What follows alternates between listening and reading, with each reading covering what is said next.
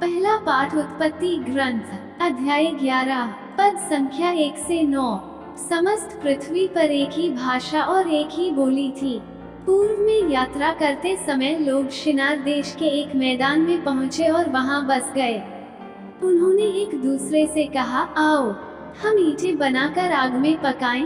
वे पत्थर के लिए ईंट और गारे के लिए डामर काम में लाते थे। फिर वे बोले, आओ हम अपने लिए एक शहर बना लें और एक ऐसी मीनार जिसका शिखर स्वर्ग तक पहुँचे। हम अपने लिए नाम कमा लें जिससे हम सारी पृथ्वी पर बिखर न जाएं। तब ईश्वर उतरकर वह शहर और वह मीनार देखने आया जिन्हें मनुष्य बना रहे थे, और उसने कहा, वे सब एक ही राष्ट्र हैं और एक ही भाषा बोलते हैं। यह तो उनके कार्यों का आरंभ मात्र है। आगे चलकर वे जो कुछ भी करना चाहेंगे वो उनके लिए असंभव नहीं होगा। इसलिए हम उतरकर उनकी भाषा में ऐसी उलझन पैदा करें कि वे एक दूसरे को न समझ पाएं। इस प्रकार ईश्वर ने उन्हें वहां से सारी पृथ्वी पर बिखेरा और उन्होंने अपने शहर का निर्माण अधूरा छोड़ दिया। उस शहर का नाम बाबेल रखा गया क्योंकि ईश्वर ने वहां पृथ्वी भर की भाषा में उलझन पैदा की और वहां से मनुष्यों को सारी पृथ्वी पर बिखेर दिया। सुसमाचार संत मार्कुस का सुसमाचार अध्याय 8 पद संख्या 34। ईसा ने अपने शिष्यों के अतिरिक्त अन्य लोगों को भी अपने पास बुलाकर कहा, जो मेरा अनुसरण करना चाहता है वो आत्मत्याग करे और अपना क्रूस उठाकर मेरे पीछे हो ले।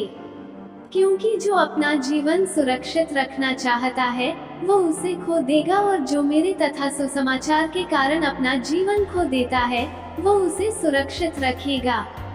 मनुष्य को इससे क्या लाभ यदि वह सारा संसार तो प्राप्त कर ले लेकिन अपना जीवन ही गंवा दे।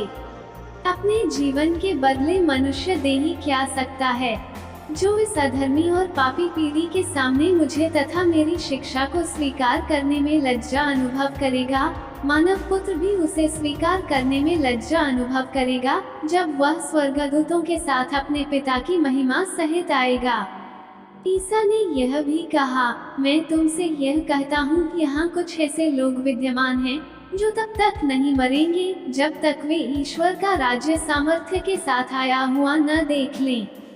मनन चिंतन। आज के सुसमाचार में यीशु अपने शिष्यों को सच्चे शिष्यत्व की स्वभाव के बारे में शिक्षा को जारी रखते हैं। यीशु यहाँ पर एक सच्चे शिष्य के जीवन में आत्मत्याग और त्याग के महत्व पर बल दे रहे हैं।